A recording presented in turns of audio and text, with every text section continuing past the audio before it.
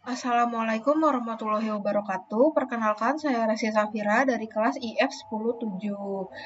Untuk memenuhi tugas UTS mata kuliah Arsitektur dan Organisasi Komputer, di sini saya akan mempresentasikan materi tentang change memory, virtual memory, dan manajemen memori modern.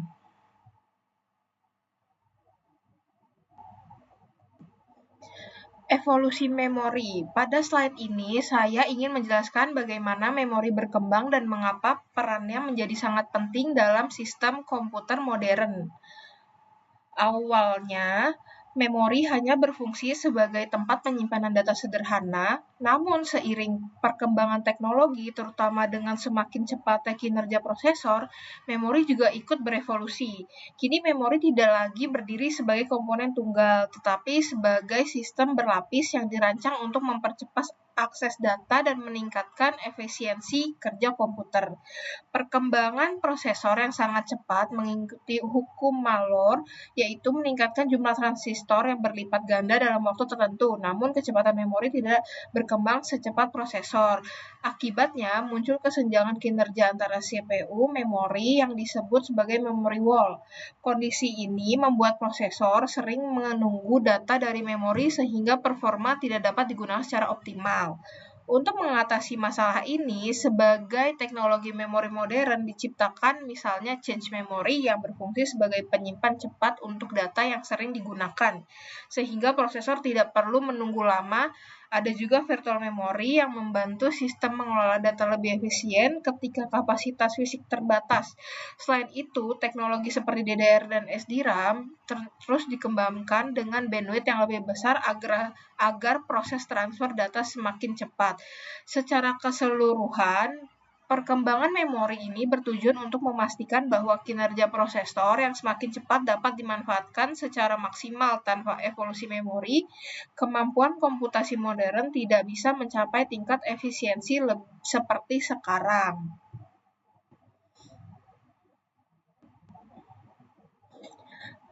Pada slide ini kita membahas konsep dasar dari memori komputer. Secara umum, memori berfungsi sebagai tempat penyimpan data agar dapat digunakan oleh sistem saat berjalan. Memori terbagi menjadi dua jenis utama. Yang pertama adalah memori temporer atau volatile, yaitu RAM. RAM menyimpan data sementara yang akan hilang ketika daya komputer dimatikan. Jenis ini sangat penting untuk proses sedang aktif karena memungkinkan komputer bekerja lebih cepat. Jenis kedua adalah memori permanen atau non-volatile, yaitu ROM. ROM menyimpan data yang bersifat tetap dan tidak hilang meskipun listrik dimatikan. Biasanya digunakan untuk menyimpan instruksi dasar yang dibutuhkan komputer saat mulai hidup. Jadi secara sederhana, RAM digunakan untuk kerja sementara, sedangkan ROM menyimpan data yang bersifat permanen dan tidak berubah.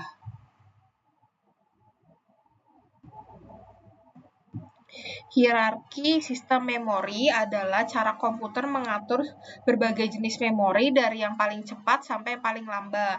Prinsip yang digunakan adalah locality of reference, yaitu kecenderungan program untuk mengakses data atau instruksi yang sama secara berulang dalam waktu dekat.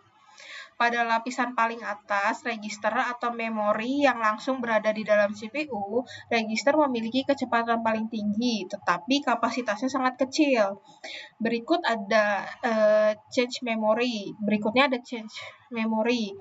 Biasanya dibagi menjadi layer 1, layer 2, dan layer 3. Change berfungsi sebagai tempat penyimpanan sementara untuk data yang sering digunakan. Tujuannya adalah mengurangi waktu CPU menunggu data dari RAM. Di bawah change ada RAM atau memori utama. RAM menyimpan data dan instruksi selama program dijalankan. Kecepatannya lebih rendah dibandingkan register dan change, tetapi kapasitasnya jauh lebih besar.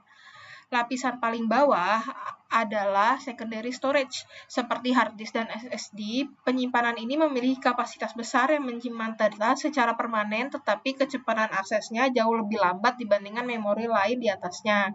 Susunan berlapis seperti ini dapat membuat kinerja komputer menjadi lebih efisien karena data yang paling sering dibutuhkan dapat diakses lebih cepat tanpa harus mengambilnya dari penyimpanan yang lambat. Evolusi ini penting karena membantu menyeimbangkan kecepatan antara CPU dan memori agar sistem komputer tetap bekerja optimal.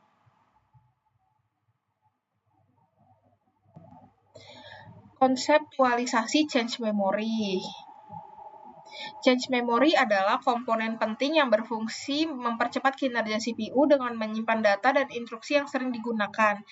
Berbeda dengan RAM yang menggunakan DRAM, change dibuat dari SRAM yang memiliki kecepatan jauh lebih tinggi sehingga dapat merespon permintaan CPU hampir seketika. Dalam hierarki memori komputer, semakin dekat memori dengan CPU, semakin cepat waktu aksesnya. Register memiliki waktu akses tercepat, disusul oleh change layer 1, layer 2, dan layer 3 yang sedikit lebih lambat namun masih jauh lebih cepat dibanding dengan RAM. Setelah RAM, barulah penyimpanan seperti hard disk atau SSD yang kecepatannya jauh lebih rendah. Konsep hierarki ini sangat penting karena membantu mengurangi gap kecepatan antara CPU dan memori. Tanpa change, CPU akan sering menunggu data dari RAM yang lebih lambat sehingga performa sistem secara keseluruhan akan turun. Oleh karena itu, change berperan besar dalam menjaga proses komputasi tetap cepat dan efisien.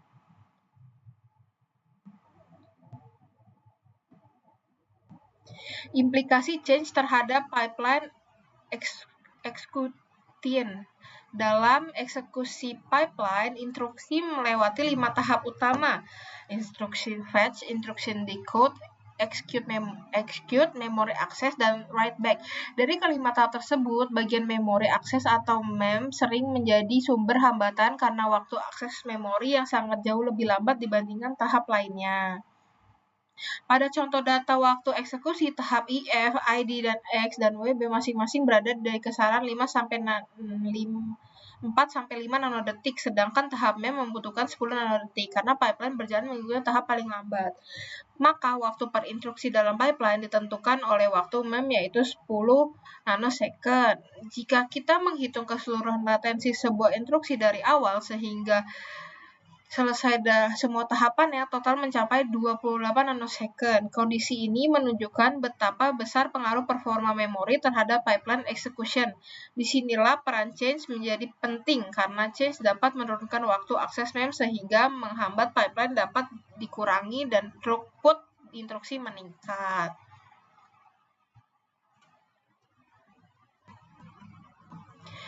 Pada struktur internal memori, terdapat dua register utama yang berfungsi dalam proses pengaksesan data. Yang pertama adalah MAR atau Memory Address Register. MAR bertugas menyimpan alamat memori yang ingin diakses baik untuk membaca maupun menulis data. Kemudian yang kedua adalah MDR atau Memory Data Register. Register ini digunakan untuk menampung data yang akan dikirim ke memori ataupun data yang baru saja diambil dari memori.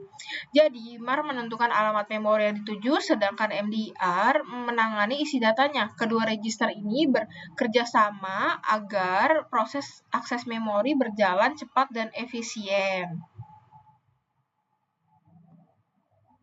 Sistem endianness. Endianness adalah cara sebuah sistem komputer mengatur urutan byte dalam memori. Ada 3 jenis utama. Pertama, big endian, yaitu ketiga byte paling signifikan atau MBS disimpan pada alamat memori yang paling rendah. Kedua, little endian, kebalikannya dengan MBS justru ditempatkan pada alamat memori yang lebih tinggi, sedangkan byte yang paling kecil berada di alamat rendah. Yang ketiga adalah B-endian, yaitu sistem yang fleksibel karena dapat menggunakan kedua mode tersebut sesuai kebutuhan. Pemahaman tentang endians penting karena berpengaruh pada cara data dibaca, ditulis, dan ditransmisikan antar sistem yang berbeda.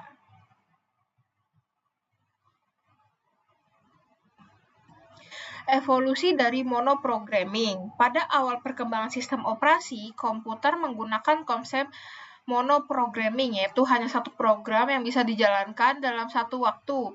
Masalah utama dari model ini adalah ketidakefisienan saat program harus menunggu proses input atau output, seperti membaca data dari disk atau printer.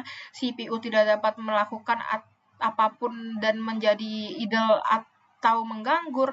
Hal ini menyebabkan pemanfaatan CPU sangat rendah. Kondisi ini yang akhirnya mendorong munculnya konsep multiprogramming, di mana beberapa program bisa disiapkan bersama sehingga CPU tetap bekerja meskipun ada program yang sedang menunggu input atau output.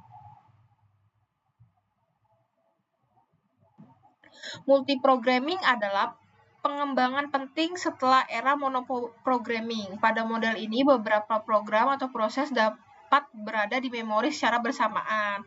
Keunggulan utamanya adalah CPU tidak lagi menganggur karena sebuah proses sedang menunggu operasi input-output, misalnya membaca file, mengakses disk, atau menunggu perangkat eksternal CPU, sehingga beralih menjalankan proses lain yang sudah siap.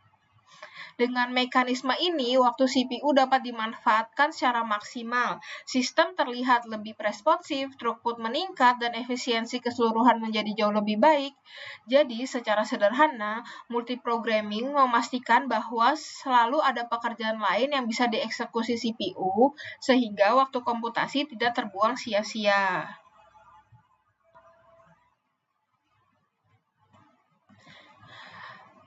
Ada mekanisme partisi memori. Yang pertama ada fixed partition, adalah teknik manajemen memori awal di mana memori utama dibagi menjadi beberapa partisi dengan ukuran yang tetap. Meskipun konsep ini sederhana, metode ini memiliki dua kelemahan utama. Kelemahan pertama adalah fragmentasi internal, artinya jika ukuran partisi terlalu besar untuk program yang dijalankan, sisa ruang di dalam partisi tersebut tidak bisa digunakan oleh prosesor lain dan akhirnya terbuang percuma. Kelemahan kedua adalah infleksibilitas. Karena ukuran partisi sudah ditentukan di awal, sistem tidak dapat menyesuaikan diri dengan kebutuhan program yang berbeda-beda. Jika program terlalu besar, ia tidak dapat masuk ke partisi manapun. Sebaliknya, program kecil tidak dapat memanfaatkan seluruh ruang secara efisien. Secara keseluruhan, fixed partition cenderung kurang optimal untuk sistem modern yang membutuhkan alokasi memori yang lebih dinamis dan efisien.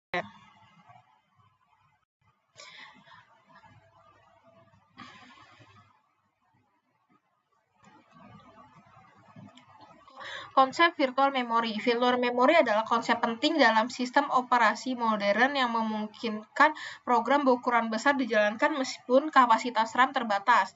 Caranya adalah dengan berbagi program menjadi unit kecil yang disebut patch, biasanya berukuran beberapa kilobyte. Sementara RAM dibagi menjadi bagian yang disebut frames. Sistem hanya membuat patch yang sedang dibutuhkan ke dalam frames.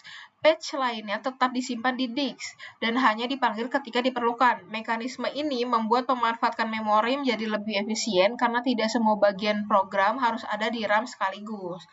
Secara dengan virtual memory, sistem dapat menjalankan program yang ukurannya lebih besar dari memori fisik, sekaligus memastikan bahwa RAM digunakan secara optimal untuk data dan instruksi yang sedang aktif.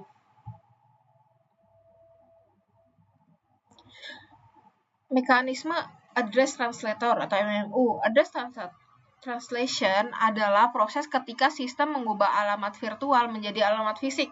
Proses ini dilakukan oleh perangkat khusus yang disebut MMU atau Memory Management Unit.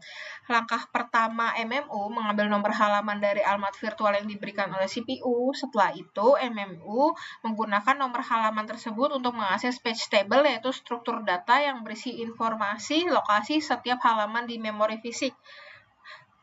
Langkah berikutnya, MMU melakukan pengecekan terhadap valid bit. Valid bit menunjukkan apakah halaman tersebut saat ini berada di RAM atau tidak. Jika tidak valid, MMU mengambil nomor frame, lalu menggabungkan dengan offset untuk membentuk alamat fisik lengkap. Offset ini menentukan posisi tepat di dalam frame. Namun, jika valid bit menunjukkan bahwa halaman tersebut ada di RAM, maka terjadilah page fault, yaitu kondisi ketika sistem harus mengambil halaman itu dari disk terlebih dahulu sebelum bisa diproses. Struktur page table. Page table adalah struktur penting dalam virtual memory yang digunakan untuk menerjemahkan alamat virtual ke alamat fisik. Setiap entry di dalam page table memiliki beberapa informasi utama. Pertama, physical address, yaitu nomor frame yang tempat halaman virtual disimpan di RAM. Informasi ini digunakan MMU untuk menentukan lokasi fisik data. Kedua, valid bit yang menunjukkan apakah halaman tersebut sedang berada di memori utama atau tidak. Jika valid bit tidak valid, artinya halaman ada di disk dan akan memicu fetch fault ketika diakses. Ketiga, access right, yaitu hak akses terhadap halaman tersebut, misalnya read only, read write, atau execute. Ini penting untuk menjaga keamanan dan mencegah modifikasi yang tidak diizinkan. Selanjutnya ada dirty bit yang menunjukkan apakah halaman telah mengalami perubahan. Jika dirty bit aktif, halaman tersebut harus disimpan kembali ke disk sebelum diganti. Dan terakhir, reference bit yang menandai apakah halaman baru-baru ini digunakan. Bit ini menjadi sangat berguna dalam algoritma pengganti halaman seperti LRU atau NRU. Semua informasi ini bekerja sama agar sistem dapat mengelola memori secara efisien dan menjaga performa virtual memory tetap optimal.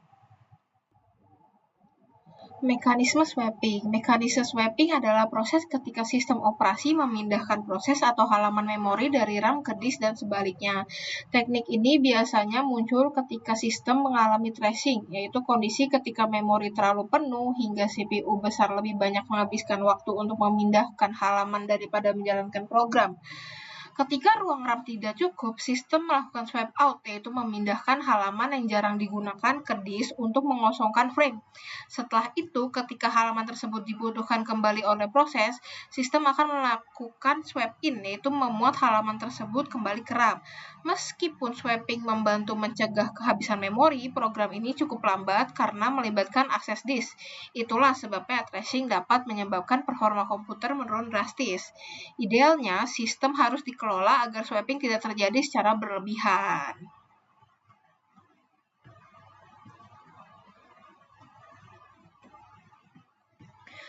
Optimasi performa memori. Dalam optimasi performa memori, ada beberapa konsep penting yang membantu meningkatkan kecepatan akses sistem.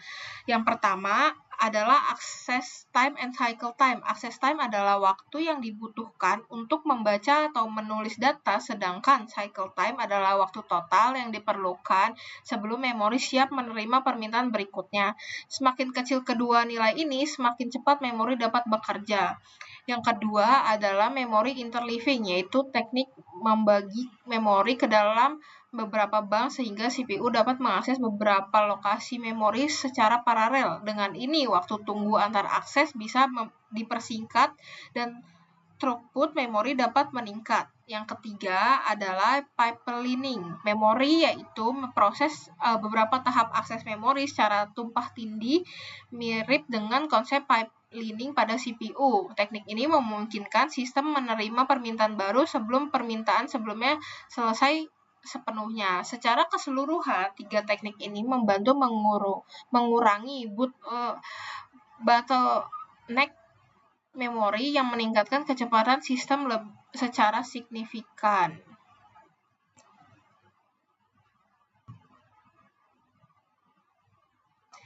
Kesimpulannya, hierarki memori adalah solusi utama mengatasi memory wall. Change memory meningkatkan performa secara signifikan. Virtual memory memungkinkan program besar berjalan efisien. Multiprogramming meningkatkan utilisasi CPU. Teknologi memori dan SDRAM hingga DDR4 meningkatkan bandwidth dan mengurangi konsumsi daya. Ya, sekian presentasi dari saya. Kurang lebihnya mohon maaf. Wassalamualaikum warahmatullahi wabarakatuh.